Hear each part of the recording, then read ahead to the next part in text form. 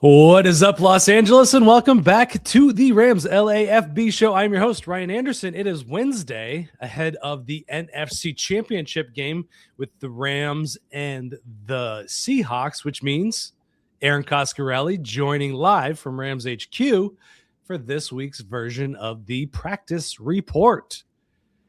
Erin. Hi. The leverages just keep getting higher and the tension keeps building. But it seems like everybody in that building is just going through the day-to-day motions of heading into a week of football.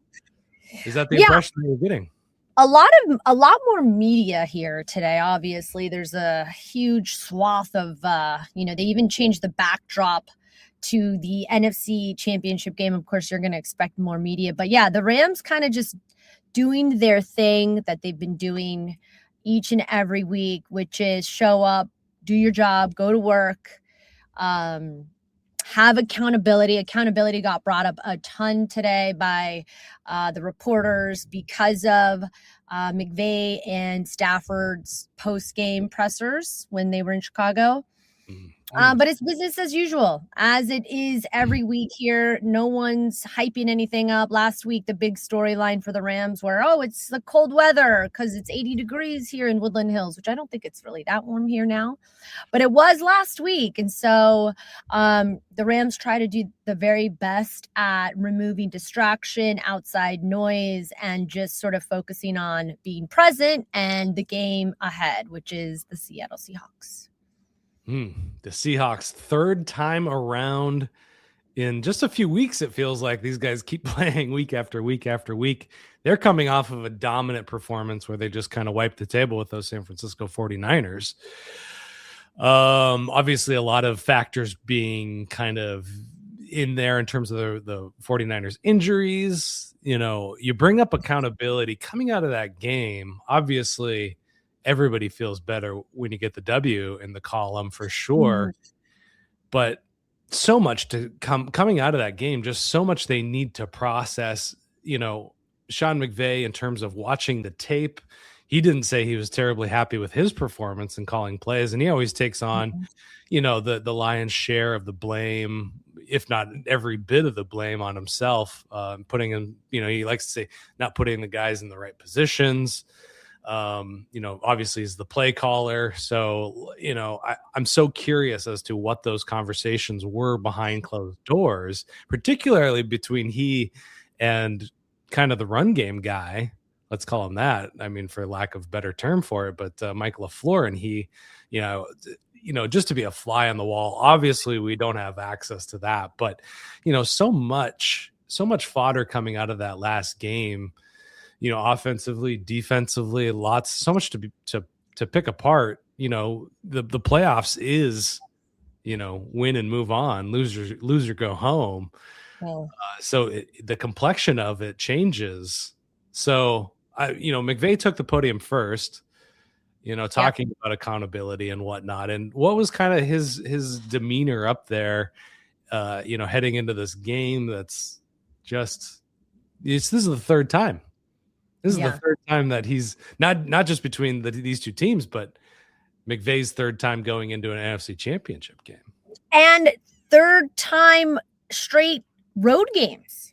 Think about that. That was also brought up, right? Back to back road games where this team has really not had a lot of rest in the comforts of their own home. And Davante was actually asked about that. I'll get to that in a moment. But first, with respect to your question about how McVay was, he's never not honest, transparent, pretty unfiltered. You get a really real sense of how this coach feels without giving away too much, obviously. But that 3rd and 1 call that he took accountability and he said, had the game ended and I made that call and we did not get a win leaving Soldier Field, it would have been a long off season for me, is what he said. And I thought that was pretty potent because, and even Nate Atkins of The Athletic, we chatted and he's like, it just really says so much about this coach that he is the first to give credit, but the first to take the blame when it comes to accountability. And it's what he always says in his pressers, right? So he's actually not just saying it, he's living it. He's the example for this team. And his belief about him improving as a play caller, which is crazy, but also Stafford after the game really kind of suggested that this team's going to take a look at the tape, see what they can do better. Because they didn't have a lot of offensive production when they tried to throw the ball. They obviously had to kind of switch gears. And I think heading into Seattle, I'm curious to see what that rhythm is going to look like because, now that Kevin Dotson's back and they're going to have hopefully more success in the run game, the Rams are going to have some work to do and they're going to have to do it in another hostile environment like Seattle.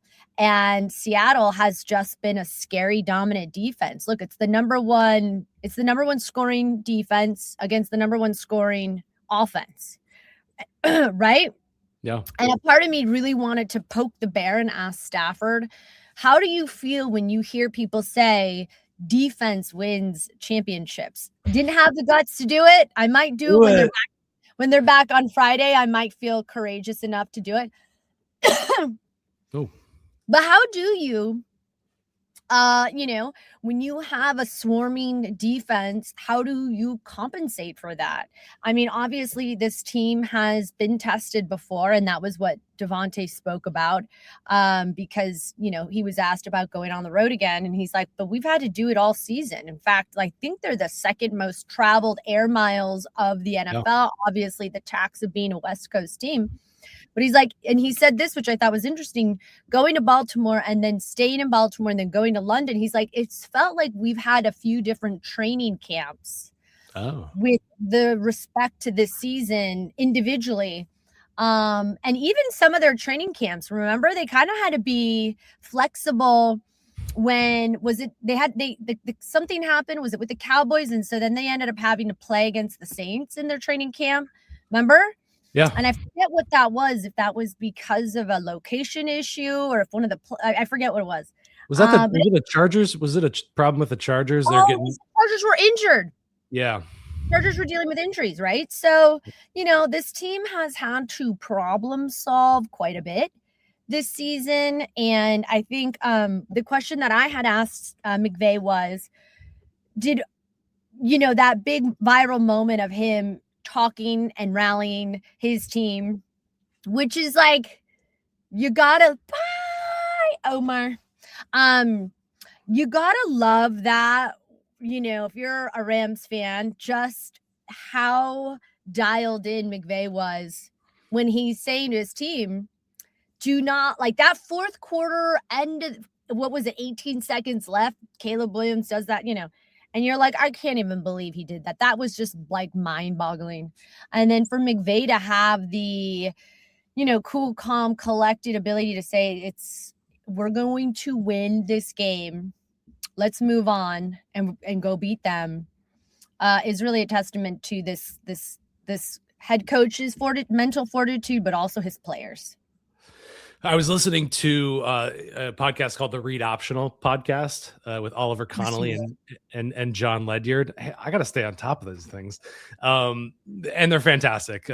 Scouts, both have worked in coaching departments.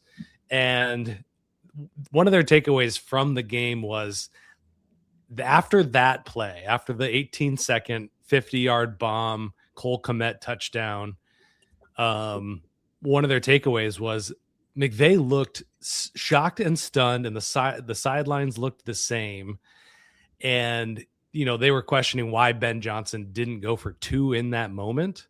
And Ben Johnson's answer was, well, I used my favorite play, my best option there, and they had already stopped it. So I didn't want to risk it, which is interesting in and of itself. I had tweeted out, the Bears were showing no respect to the Rams defense on 4th down. Will that change? It changed. They started to respect that group. Not my point anyway, though, but McVay going from that frazzled, we just got one of the all-time NFL plays dropped on our heads. What do we do now? Yeah. They didn't go for 2, but they can't. But his ability to come back in that moment, to be able just to make that speech with the confidence of saying we're going to win this game, unfazed by that very emotional, big momentum shift. Totally. I already got goosebumps just talking about it. But yeah, I mean, really fascinating. Before we go any further, let's talk a little bit of injury news. We always got to hit this stuff. Really nothing coming out of Rams camp. Manuel Forbes and Byron Young taking some precautionary days off, a knee and shoulder injury. And then Quentin Lake missed today because of an illness. So it's probably that thing that everybody's got. I got it.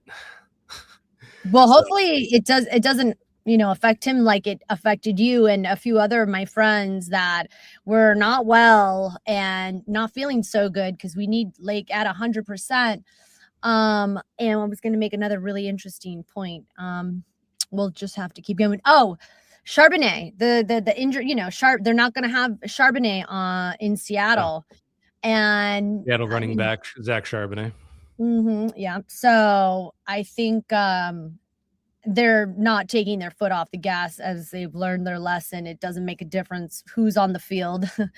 What was it, week 5 against the Niners? But I think the question, one of the things that I'm curious, Ryan, I want to get your take on it, is obviously what we saw from Seattle against the Niners was, impressive. And you can say, based on that, they are the more talented roster. But did we see a banged up Niners that, just couldn't put it together? How good are the Seahawks based on that sort of litmus test? You know what I mean? Yeah, 100%. I totally get it. And there's so many different angles you can go at that Niners team with. And the first one I'll say is that defense was just ravaged by injuries. There was no way they were going to hold up against, they beat the Eagles, but that Eagles offense has been shambles all season long. They fired their OC. I mean, do you need more information than that? AJ Brown. Anyway, getting back to the topic at hand, still the one of the top 10 offenses in the league all season long. Mac Jones, when he was in there, the 49ers were still churning on the offense. George Kittle was out of this game, but George Kittle missed 6 or 7 games this season as well, and they were still able to be one of the best offenses in the NFL.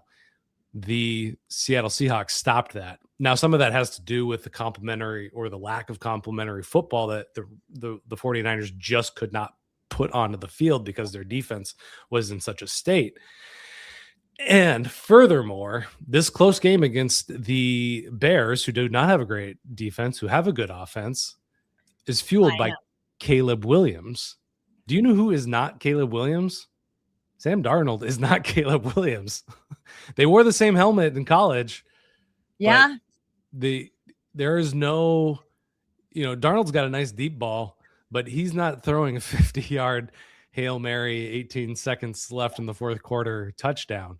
So I just bring that up just because it's something that I've been churning over in my head as I think about this game here coming up. So I don't know if I answered your question or went overboard.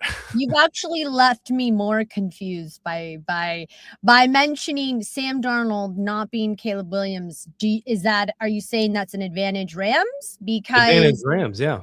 The thing that I was also curious was how much 2-point conversion defense are they going to practice and work on? Because I felt that I was shocked when Ben Johnson didn't go for the 2-point and very happy when he opted not to be honest, or not, again.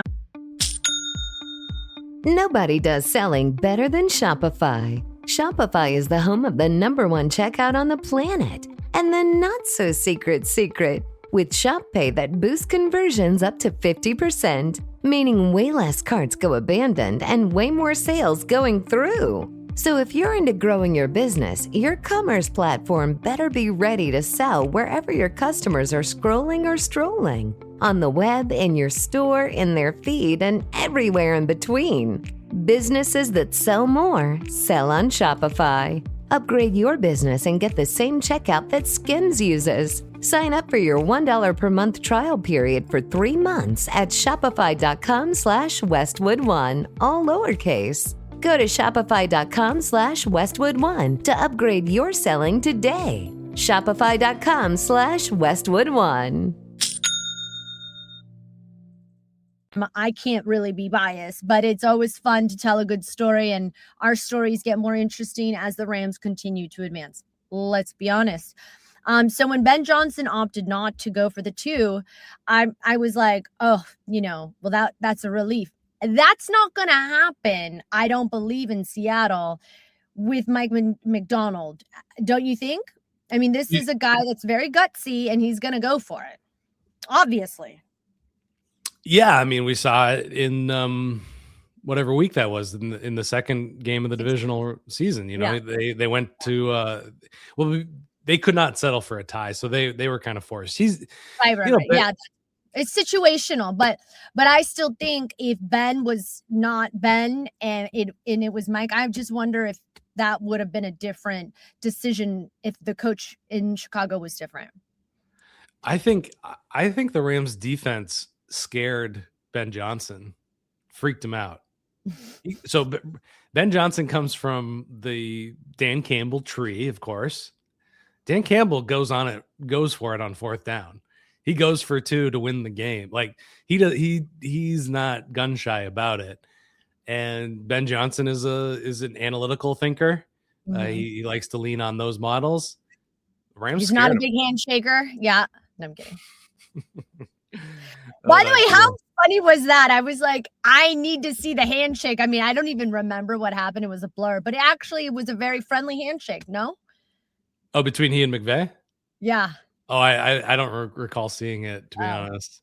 I was know. That's preparing for our show. But no, but I was thinking you were referencing the Matt LaFleur running kind of high five handshake. Yeah, that's right. Yeah. That's what I'm saying. I was saying much ado about nothing. Basically, I'm just being dramatic, like the Ben Johnson LaFleur handshake. So I went on a radio spot for Green Bay Packers radio station, and they wanted to talk about Bears Rams game anyway. I said, is it time for Ben Johnson to be humbled in this league? Sean McVay likes to talk about the NFL being a humbling league. I think it was a good time. I think it was a good humbling for Ben Johnson in this moment. Yeah. To get freaked out, to not be able to just run whatever trick play, the stumble bum Jared Goff play, all these, silly plays that he has in his bag. Yeah. Anyway. Would you be surprised if I told you? So, I did my watch party at my friend's house, and a lot of them are from Chicago, that they are opinionated about McVay. They do not like him. I was surprised to hear that. I mean, I guess it's funny because I went to USC, but growing up, my whole life I wanted to play UCLA basketball. Don't ask me why. I'm 5'3" and very vertically disadvantaged. But I stepped on the campus of USC and immediately was like, oh, I hate the Bruins. So it's interesting being inside the walls of the Rams and really feeling how true and genuine and the permeation of the values here. And when you are outside the building and you're not really soaking up the Rams ethos like a true fan would, you look outside and you find certain characters, right? Like, I bet Ben Johnson's a great guy, but we see a handshake and we're like, oh, that guy is really not friendly. It's like we're so affected by these characters, and I guess that's why we love the game, right? Let me ask you this question: is there anybody you sports hate? Like sports hate. Me and Aaron Rodgers, we'd probably have a great time if we were Ooh. hanging out. But anytime he's on TV, anytime he's talking about whatever I'm like, tune it out. I'm turning it off. I'm done with it. LeBron James also feel the same about him. But this is sports hate. Like, do I think I could hang out with LeBron James, have some nice Pinot Noir or whatever he's into? Definitely. Yeah. So one of the coaches that was always so hard for me to interview. And again, I was new. I had never covered a pro football team. So I was just scared of my own shadow. But when I lived in San Francisco and I had to cover Jim Harbaugh, he was so hard to get an answer from. And now being here with the Rams and McVay, I'm like, oh, it was definitely not a me problem. It was a Jim Harbaugh problem. So when I see him, and I think also too, McVay does such a great job at really being thorough, because I think his father was like a news director, so he's pretty good with the media. He'll repeat your name back to you. He'll give you a really respectful answer, and so will Stafford, and so will Davante. They all have great, whatever media training. But Jim Harbaugh does not care. He's not there to make friends. He doesn't like probably the job we do. So when I see Jim Harbaughing, I'm like, well, that makes a lot of sense. Not much has changed, but the man is an incredible head coach. Yeah. I'm just glad that I don't have to go to the Chargers all the time, because he is somebody that is like the ultimate, and that was kind of how Bill Belichick was too. He was just he kept his cards in. And I can't say how easy or hard it is to be a head coach, but giving, and I'm sure talking to the media and post game, it's not, I'm sure if you've lost, it's not fun, but it is part of the job. So. Yeah. Well, and that answer your. Yeah, no, it does. It 100% does. And covering both teams, like watching I cover the Rams much more closely, much more day to day, but I do write about the Chargers as well. So I watch these press conferences looking for, things to hit on in terms of articles that I can write coming out of a Jim Harbaugh press conference. And it's impossible. It's like, he won't give you anything. He's like, what's the injury status of, Marion Hampton? He's coming along. Yeah. Okay. Yeah. He's coming along. Meanwhile, we'll get a full report from McVay. Now, again, they're both strategic in my mind about how they protect their players, right? I mean, let's look at just how McVay was with Stafford and training camp. You could tell he was not going to give anything away, but he does want to face the music in the sense of he knows how media works, and he's gonna do his very best to keep his players protected without giving too much away, but also, I don't know, there's just a bit more of a comfort there for some reason. Well, and if you want good media coverage, I tell you what, the first thing you want to do is be nice to the media, because they control the narrative. We control the narrative. I mean, we can say whatever we want. We try to be accurate and reflect things that are truthful. Yeah. But are there people out there that I'll take pot shots at? For sure. But we'll leave that. But new book by Chuck Klosterman. If you guys aren't familiar with him, fantastic writer, music journalist, football journalist, just like this guy, just like me. But book on football. He talks a lot about kind of fandom and the, kind of what you were getting at. That book just came out, so go check that out. But I'll say this. There was a video up online I came across. I don't know how, but it was a Eagles fan cheering the 49ers getting beaten by the Seahawks. And it's like the confusing mental gymnastics you have to put yourself through to understand why somebody would celebrate the team that just beat yours getting beat, celebrating that, but it actually makes your team look worse. Because if the Eagles had played the the Seahawks, if they had won that game, they would have gotten destroyed as well. Anyway, Right. that's what makes following sports awesome, is like, you don't have to be rational to do it. It allows us to be irrational. Yeah. In a safe spot. Yeah. Well, and that was the part that was so funny too, was because like I was watching this game with a bunch of Bears, and I almost got myself kicked out or sent outside because I couldn't help myself. And that's why too, when you're in the press box, when you're in the press box, you have to be really respectful. And I remember I had to learn my lesson when I was covering the Giants in San Francisco in 2013. And I was like, oh, and again, I was so young and new. They're like, oh, you can't like react. And I'm like, how do people do this? I'm so Italian, I'm like using my hands and I'm like, oh my God, mamma mia. And when it's like a crazy, on either side, it's really, it's what makes the NFL the number one sport, most watched sport in the country, because there is something to the fact that this is just evokes an emotion in you unlike anything. And that's why this story gets written, because you had that game against the Bears and everybody was saying, oh, the Rams are soft and they're not going to be able to handle the cold. And then the SoCal team handled the cold better than the team that lives in the snow. And then you have now the script written that you got to go back to Seattle and like redeem yourself against Cooper Kupp, who you broke up with this offseason. Ernest Jones. Yeah.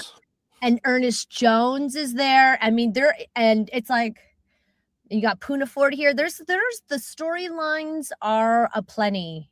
And that's why this feels like it's not a soap opera, but we can make it into one as the media, because we love it. We love it. Absolutely. Yeah. I think probably the last thing to cover from today was Davante Adams has played in 5 NFC Championship games. Yeah. And has been to 0 Super Bowls. What did he have to say about that? The guy next to me asked that question, and I was like, you're coming out of the gate with that one? Jeez. Because Davante, he's so great, but he's like, thanks for reminding me. It's worth asking, and it's a great point. Think about it. This guy is a future Hall of Famer making crazy catches. He spoke about his relationship with Puka too, which was really cool. Somebody asked him about that. But it is true that he has made it to the big game, but has not made it to the big game. And that's why he says when he shows up, please don't mind if I'm not like smiling ear to ear. I've been here before and I've seen how it ends. And oh my God, see, need all the lights, because the lights here are not great. So there we go. Now you can see my face. There's no lights in this. And also it feels like it's a little overcast. But yeah, it just seemed to be like a thorn in Davante's side that he has not been able to achieve making it to the big game, despite the fact that, he is such a huge contributor to his team. And so being able to play, be healthy, and now be available, which he wasn't last time they played the Seahawks. It'll be interesting. But yeah, he's never made it to the Super Bowl. Isn't that surprising? Yeah, very shocking. All those years with Aaron Rodgers and, just all of the competition that they were facing throughout those years, just incredible. I know. And, I wonder, he's one of the few guys that has, this kind of playoff experience under his belt already. So I wonder how he's handling it compared to some of the other guys. Some maybe, let's say Konate, Mumfield, who both those guys seem to have a good connection based on what Konate has said. It's, that kind of experience, you got to earn it, and he's earned it over and over again. So I hope he's bringing that same kind of, experience to the younger guys, telling them, hey, put your phone down. Stop looking at your mentions. stop looking at like everybody praising us. Keep, nobody. I don't want to see any smiles in this locker room. We got 2 more games to win before we can smile. I wonder. Because Stafford saying, "What's the day to day right now?" It's just the day to day. We're just preparing for another football game for us, and obviously there's some lip service to that. And what are those guys that haven't been there before, that this is the most exciting football that they've ever played in their lives, probably for a lot of these guys. So I mean, even Mavis, like I was dying to try to get, I didn't have time to go into the locker and get any sound bites today. When you're here, it feels like it just flies by, and now even more so because of the national, like even more national attention. But like even Harrison Mavis, that, like had never played in an NFL game. He was cut twice by 2 different teams. Yeah. And then in the biggest moment for his career, it's all on his shoulders, and he kicks it and wins the game. It's like a walk-off field goal. I mean, I really wanted to see how he was today. I didn't get a chance to, but those are the moments that are really interesting when you're covering this team. Like, how does Davante make that crazy catch when all the air was sucked out of the Rams? Not that it was like they were at home or anything, but in those moments when it really matters, how do you maintain, I don't know, focus, clarity, presence, confidence to get it done? It's pretty fascinating. Well, for Davante, I'm sure his focus is a pinprick right now. He's got one focus. I mean, how many years does this guy have? Next year, he's under contract with the Rams, but he's got a gigantic cap hit associated with that. So this might be his last season with the Rams. No, he's taking a pay cut. He's staying here. Trust me. I talked to him. Oh, I'm sure he will. That doesn't guarantee that they're gonna offer him. Well, I mean, look, I think that's right. At the end of the day, it's a business decision. But I think if McVay and Stafford have anything to do with it, what this guy has been able to do, in terms of just being a role model for Puka. But listen. Well, business. The business side of it, we will have that conversation within the next month or so, I would imagine. But point being, he is at a certain age that, this could be his last chance. So I'm sure his focus at the very least is super, super hyper. Right. So that's the point I wanted to make. I don't know why I got to bring up contracts all the time. I'm looking too far into the future. I get crap about it constantly on Twitter and whatnot. Anyhow, any other notes? Anything else you want to cross off before we get out of here? No, nothing I think that really stands out other than the fact that that's kind of some of the stuff that we already covered. It's just, it's like business as usual.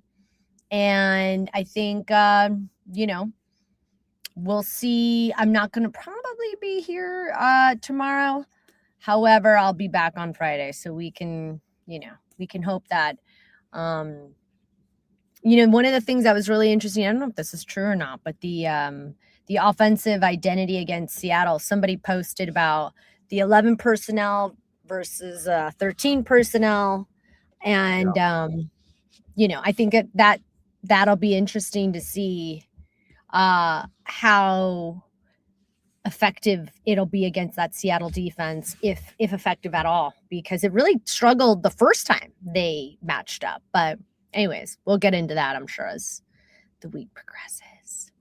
I recently put out an article. Go to LAFBnetwork.com to check it out. But it really breaks down how close those two matchups were in the regular season and how actually oddly lopsided and inverted the games actually were in terms of offensive output and production and the eventual outcome of both of those games. Essentially, the offenses Anyway, they played opposite than what you would expect. And to your thing about, and this isn't your thing, this has been a adage in the NFL and sports in general across the board for a very long time, though, defense is winning championships. I run just about every day. I mull over things. And a thing I always come back to about offenses and defenses this late is there is something basically because of how the NFL has put rules up right now, that there is an inevitability to good offenses in the league recently. There's more data pointing towards good offenses winning the Super Bowl than great defenses.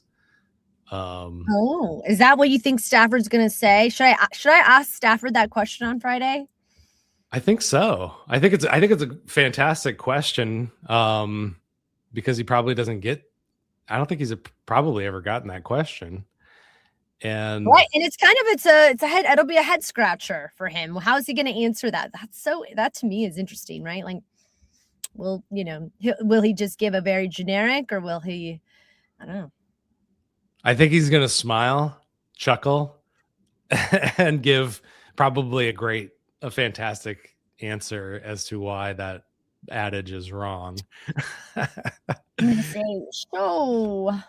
When they say defense wins championships, how do you handle that? Because it's, I'm sure he hears it all the time. I mean, in his lifetime, he's probably heard it a lot. But yeah, as a quarterback, what do you say? Be interesting. Yeah.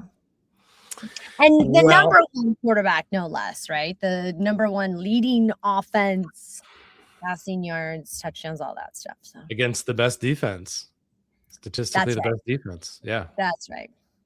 Could you ask for anything more from this team, from this year? This fantastic, strange NFL season.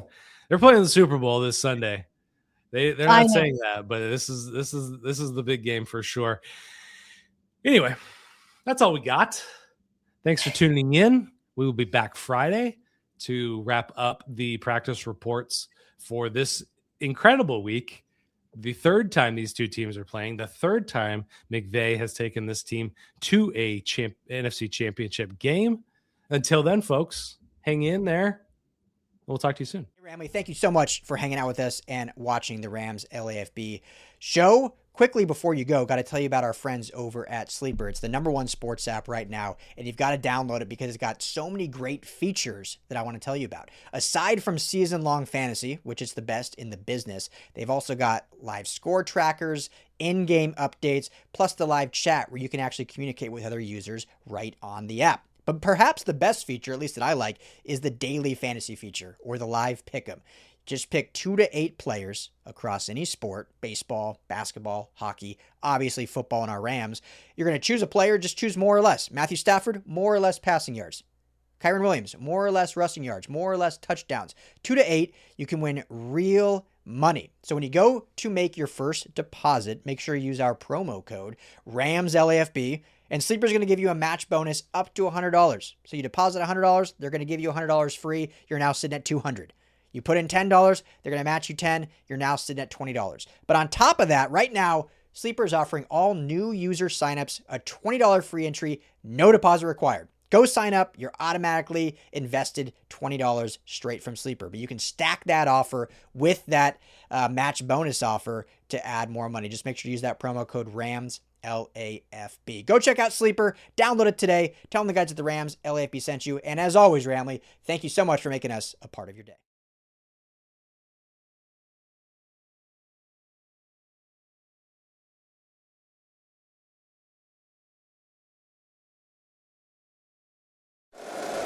If you like the show, please take a moment to rate, review, and subscribe. It really does help the show to grow. Thank you for listening.